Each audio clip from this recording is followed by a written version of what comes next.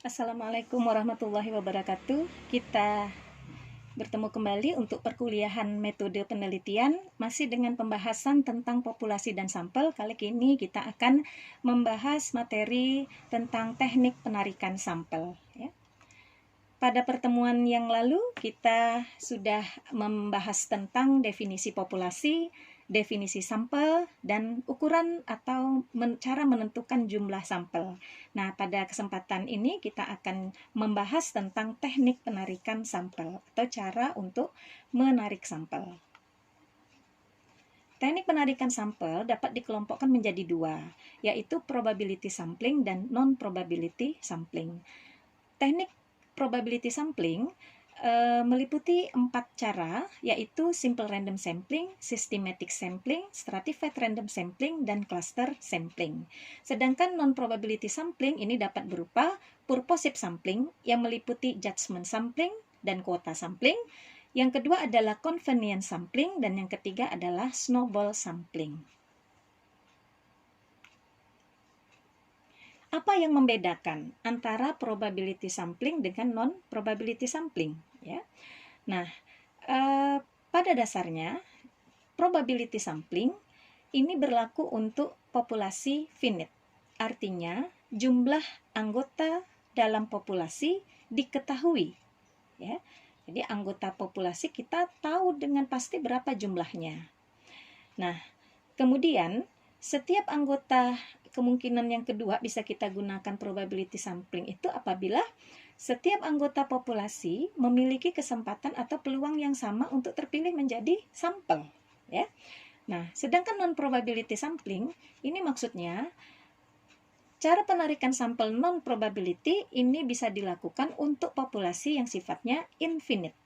Infinite di sini adalah jumlah anggota populasi tidak diketahui jumlahnya, ya. Nah, jadi kita sebagai peneliti tidak bisa mendapatkan berapa jumlah pasti dari populasi tersebut, ya. Nah, kemudian setiap anggota populasi ini tidak memiliki kesempatan atau peluang yang sama untuk terpilih menjadi sampel, ya. Nah, misalnya pada saat kita melakukan penelitian, misalnya sampelnya adalah alumni, ya, alumni dari program studi magister manajemen, ya. Nah, alumni ini kita mintakan tanggapannya tentang pengalaman belajar. Bagaimana pengalaman belajar selama di prodi MM, dan bagaimana dampak pengetahuan yang diperoleh bagi kebutuhan pada saat kebutuhan untuk bekerja, ya. Nah, kemudian kita kumpulkan dalam satu diskusi terfokus. Nah, kuesioner disebarkan pada saat diskusi terfokus. Berarti kita tidak memberi kesempatan yang sama kepada setiap alumni prodi MM untuk dapat menjadi sampel, untuk dapat mengisi kuesioner tersebut, ya. Hanya alumni yang hadir pada saat diskusi terfokuslah yang menjadi sampel. Nah, itu maksudnya. Tidak setiap anggota populasi berkesempatan menjadi sampel.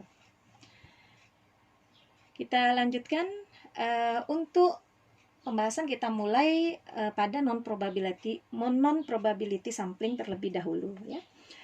Purposive sampling adalah pengambilan sampel dengan tujuan tertentu, di mana informasi yang relevan dapat diperoleh dari responden tertentu, ya. Nah, bentuk dari purposive sampling yang pertama adalah judgment sampling, yang kedua adalah quota sampling. Kita lihat satu persatu. Judgment sampling adalah pengambilan sampel dengan tujuan tertentu, di mana sampel diambil berdasarkan pertimbangan tertentu, yaitu responden dipilih berdasarkan keahliannya. Maksud keahliannya di sini adalah kepemilikan informasi penting yang dimiliki responden dalam masalah yang diteliti, ya. Nah, contoh misalnya, kita akan melakukan penelitian tentang dampak iklan televisi bagi keputusan pembelian, ya, sampo Sunsilk misalnya, ya. Nah, ada dua variabel, iklan televisi dan keputusan pembelian. Nah, agar pertanyaan-pertanyaan yang kita ajukan dalam kuesioner tentang variabel ini dapat dijawab dengan objektif oleh responden, maka kita harus menentukan kriteria sampel. Ya, jadi kriteria responden yang memenuhi kriteria, maka dia bisa menjadi sampel. Nah, mengingat ada variabel iklan televisi, maka kita harus buat kriteria responden adalah orang yang pernah menyaksikan iklan televisi Sampo Sunslick. Ya, jadi responden ini adalah orang yang pernah menyaksikan iklan televisi Sampo Sunslick. Ya, nah kemudian kriteria kedua ini berkaitan dengan keputusan pembelian. Berarti responden adalah orang yang berperan sebagai pengambil keputusan pembelian Sampo Sunslick tersebut. Ya, nah jadi kalau dia adalah sebagai pengguna tapi bukan sebagai orang yang mengambil keputusan pembelian, dia tidak bisa menjadi responden. Nah, jadi misalnya begini, si anak memakai Sampo Sunslick. Nah, yang beli ibunya. Nah, si anak ini tidak bisa menjadi responden kita. Ya. Jadi syarat respondennya dalam penelitian dampak iklan televisi terhadap keputusan pembelian ini adalah satu, responden adalah orang yang menyaksikan iklan televisi, dan yang kedua, responden berperan sebagai pengambil keputusan pembelian. Ya. Nah, kemudian contoh lainnya, ya. Contoh lainnya, misalnya pengaruh kualitas produk terhadap minat beli ulang. Nah, maka kita harus membuat kriteria responden yang mampu menjawab dan memiliki informasi tentang ini adalah satu, responden berperan sebagai pengguna, ya. Karena apa? Ada variabel kualitas produk. Variabel kualitas produk berarti pertanyaan-pertanyaan ini adalah terkait dengan bagaimana tanggapan dia tentang kualitas produk ini saat dia menggunakannya. Jadi kalau dia tidak sebagai pengguna, ya tentu tidak bisa menjawab pertanyaan-pertanyaan pada variabel kualitas produk. Nah, kemudian minat beli ulang. Variabel minat beli ulang ini bisa dijawab oleh responden yang berperan sebagai pengambil keputusan pembelian. Ya. Nah, jadi untuk konteks penelitian pengaruh kualitas produk terhadap minat beli ulang, maka kriteria respondennya adalah dengan pertimbangan satu, responden sebagai pengguna atau konsumen, dua, responden berperan sebagai pengambil keputusan pembelian. Ya. Kita lanjutkan, purposive sampling yang kedua adalah kuota sampling, yaitu pengambilan sampel dengan tujuan tertentu di mana diperlukan respon dari kelompok-kelompok tertentu yang ada dalam populasi. Dalam hal ini, peneliti menetapkan sejumlah sampel secara kuantum atau jatah. Ya.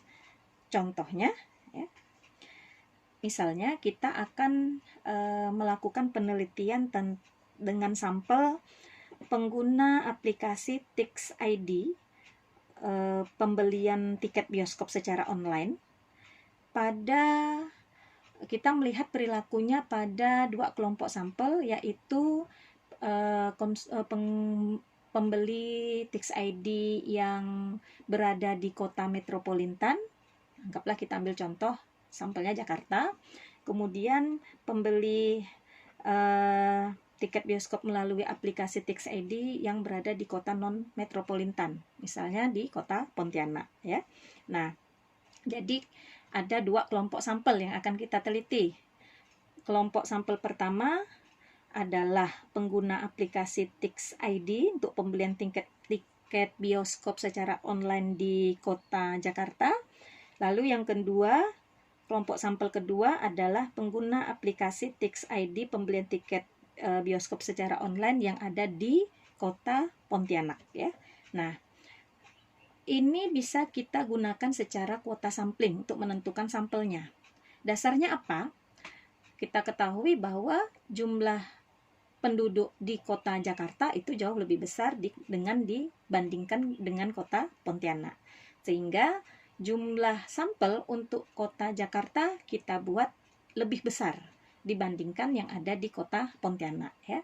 Jadi misalnya 120 yang ada di Jakarta, 80 yang ada di kota Pontianak. Jumlah sampel keseluruhan 200. Nah, misalnya seperti itu, ya. Itu adalah cara kuota sampling, ya. Nah, kita lanjutkan cara penarikan sampel non probability sampling berikutnya adalah convenience sampling, ya. Convenience sampling ini biasa dikenal dengan istilah accidental sampling, ya, yaitu teknik penarikan sampel di mana responden ditemui secara kebetulan, asalkan responden memiliki informasi yang dibutuhkan oleh peneliti, ya. Nah, contohnya misalnya kita ingin melihat bagaimana perilaku berbelanja responden di Alfamart dan Indomaret. Nah, kemudian kita kalau dengan cara convenience sampling ini ya seketemunya, ya. Misalnya pada saat periode waktu pengumpulan data, saya ketemu satu responden, kemudian saya pertanyaan saringan awal saya tanyakan apakah biasa berbelanja di Alfamart Indomaret. Dia menjawab iya. Kira-kira belanjanya dalam 1 minggu ada berapa kali? Ya, dia jawab 3 kali, berarti terpenuhi untuk menjadi responden. Maka saya sampaikan kuesioner itu kepada orang yang bersangkutan. Nah, kemudian saya mencari lagi responden yang lainnya, ketemu lagi orang yang lain, ditanyakan dengan hal yang serupa, saya sampaikan kuesionernya kepada yang bersangkutan. Nah, inilah cara convenient atau accidental sampling, ya, seketemunya, ya. Nah, kemudian cara non probability sampling yang ketiga adalah snowball sampling. Teknik penarikan sampel yang mula-mula jumlahnya kecil kemudian membesar, di mana responden ditemui berdasarkan informasi dari responden sebelumnya, ya. Nah, ini sesuai dengan namanya, ya, snowball. Snowball ini kan bola salju. Bola salju kalau menggelinding semakin lama, ya, semakin berputar semakin besar. Demikian juga dengan penarikan sampel snowball. Awalnya sedikit, kemudian lama-lama menjadi banyak, ya. Nah, contohnya kita akan melakukan penelitian tentang bagaimana kepuasan wisatawan lokal pengunjung Tugu Katulistiwa, ya. Nah, bagaimana tentang kepuasan wisatawan lokal pengunjung Katulistiwa. Lokal berarti yang berada di wilayah Kalimantan Barat, ya. Nah, kalau kita menggunakan cara snowball berarti kita ketemu satu responden. Nah, kepada responden ini kita bertanya, apakah Anda mengetahui informasi kira-kira siapa orang-orang terdekat yang Anda ketahui juga pernah mengunjungi Tugu Katulistiwa. Nah, nanti yang bersangkutan menginformasikan, oh iya ini bapak saya, kemudian ibu saya, tetangga saya, kawan saya. Nah, kita dapat 5 orang. Nah, atas dasar informasi ini kita temui ke 5 orang tersebut, ya, kita sampaikan kuesionernya, diisi. Nah, nanti bertanya lagi serupa, kira-kira siapa lagi yang saudara ketahui yang juga pernah mengunjungi Tugu Katulistiwa. Nah, sehingga makin lama semakin banyak responden yang kita dapatkan. Nah, kalau kita menggunakan cara yang demikian, maka ini namanya snowball sampling, ya. Nah, demikianlah beberapa cara teknik penarikan sampel secara non-probability sampling, ya. Kita lanjutkan tentang penarikan sampel secara probability sampling, ya. Probability sampling yang pertama yang akan kita bahas adalah simple random sampling, ya. Simple random sampling ini maksudnya pengambilan sampel dari anggota populasi dilakukan secara acak, tanpa memperhatikan strata yang ada dalam populasi, ya. Jadi pengambilan sampelnya itu random, acak ya, tidak ada ketentuan, dan tidak memperhatikan adanya strata, adanya karakteristik tertentu yang ada dalam populasi. Nah, jadi dalam simple random sampling ini jumlah anggota populasi itu diketahui.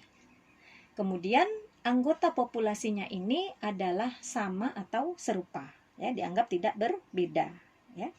Nah, sebagai contoh misalnya kita akan melakukan penelitian tentang kepuasan nasabah Prima Bank Mandiri cabang Pontianak. Nah, jadi berarti nasabah Prima Bank Mandiri ini kita anggap nasabah yang karakteristiknya serupa atau homogen, ya.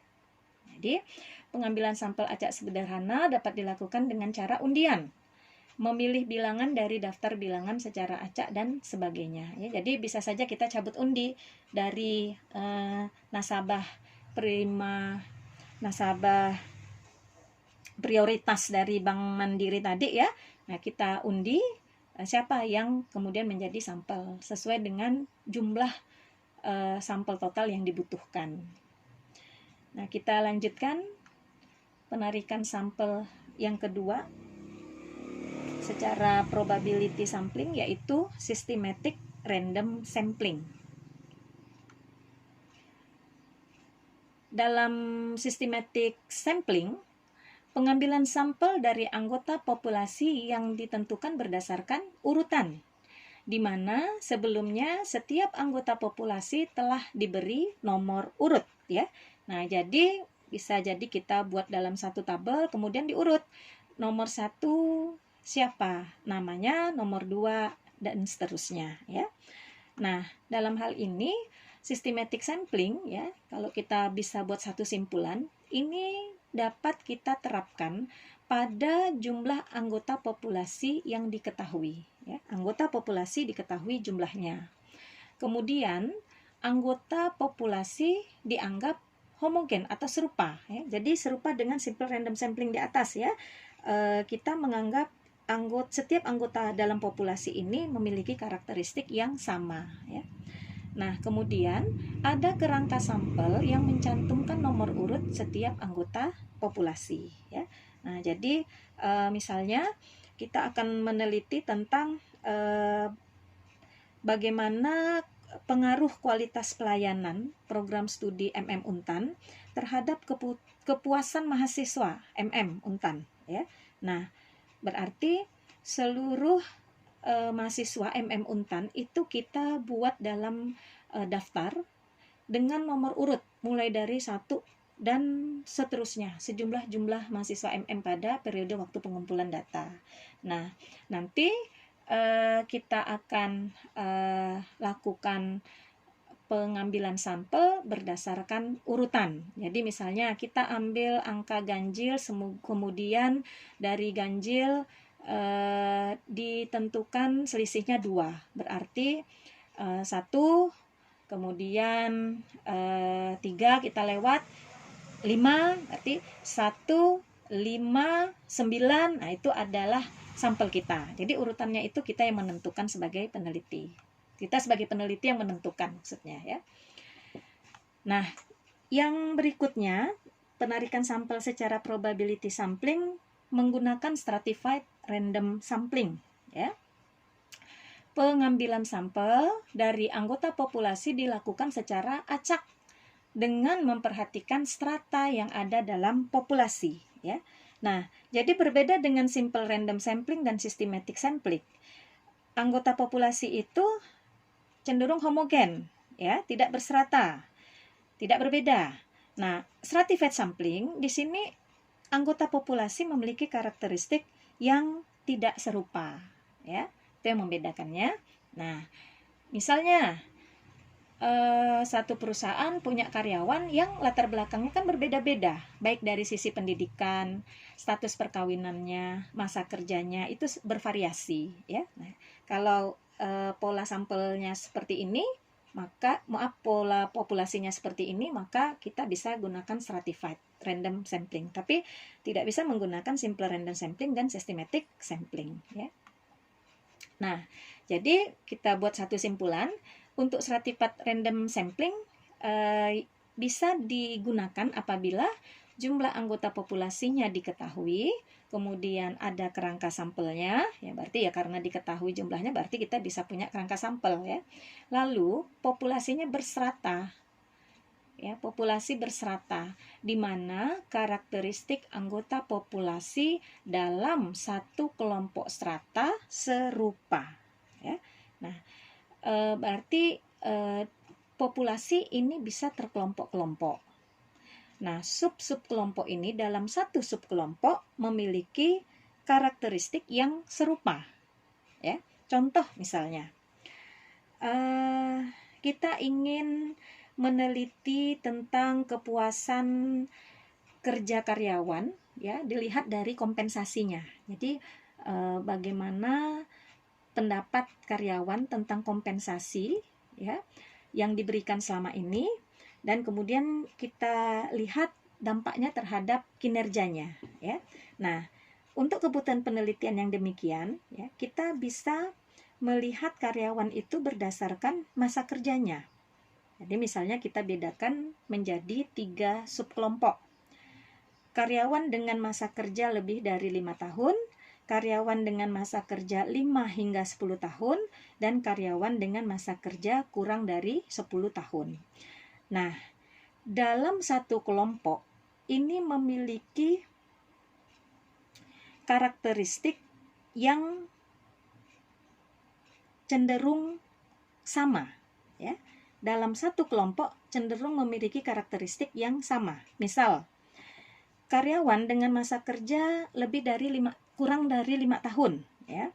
Nah, ini cenderung karakteristiknya sama dalam hal misalnya belum menikah, kemudian belum memiliki tanggungan keluarga, ya, kemudian pengeluaran cenderung hanya untuk dirinya sendiri.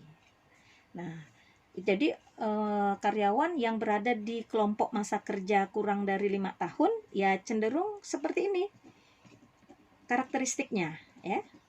Nah, sekarang ini akan berbeda dengan karyawan yang berada di subkelompok yang lain.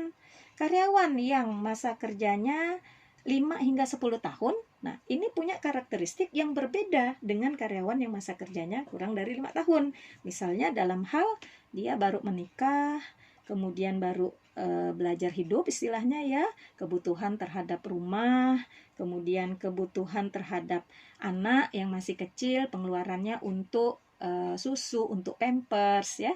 Nah, karyawan yang berada dalam satu kelompok sampel yaitu 5 sampai 10 tahun cenderung punya kebutuhan yang sama, latar belakang yang sama seperti ini. Nah, berbeda lagi misalnya kelompok sampel yang ketiga, yaitu karyawan yang memiliki masa kerja lebih dari 10 tahun. Nah, ini karakteristiknya berbeda dengan dua kelompok yang lain, tapi orang-orang karyawan yang ada dalam satu kelompok ini punya karakteristik yang serupa. Nah, misalnya sudah lama menikah, kemudian pengeluarannya itu cenderung untuk kesehatan, cenderung untuk sekolah anak, ya, dan hal lainnya, ya. Nah, ini maksud stratified random sampling. Jadi anggota populasi berserata atau tidak sama.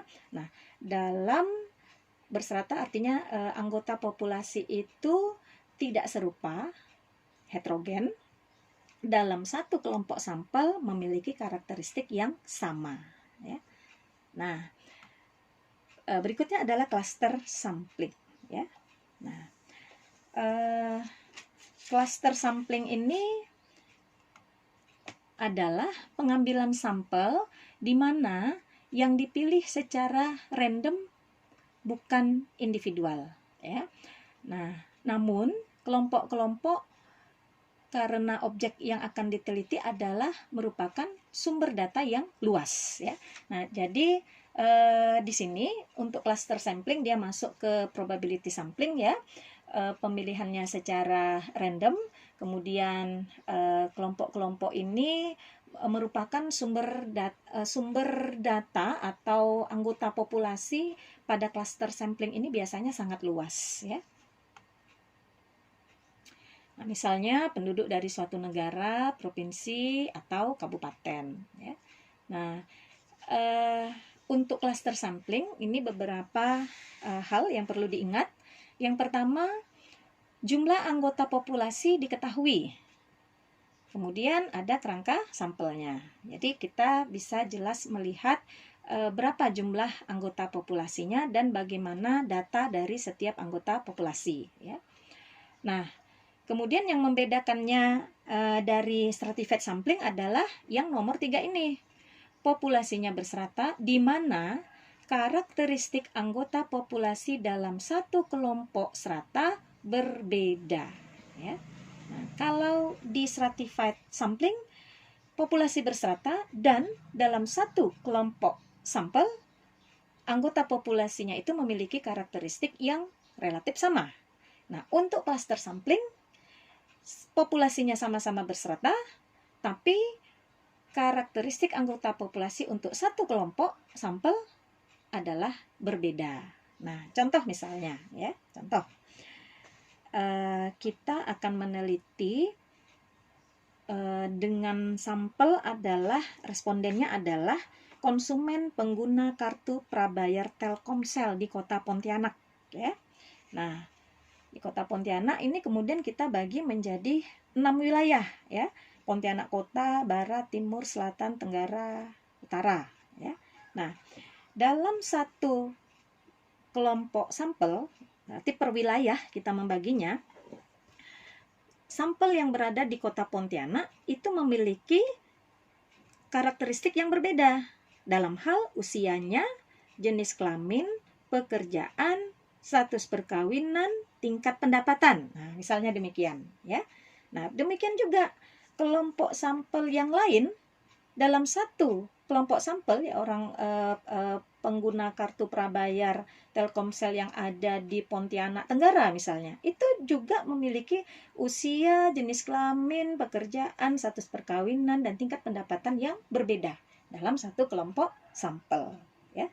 Nah, demikian maksud dari cluster sampling, ya. Oke. Nah, jadi demikian yang bisa disampaikan tentang penjelasan teknik penarikan sampel. Terima kasih atas perhatiannya. Semoga apa yang tadi disampaikan bisa memberi manfaat. Assalamualaikum warahmatullahi wabarakatuh.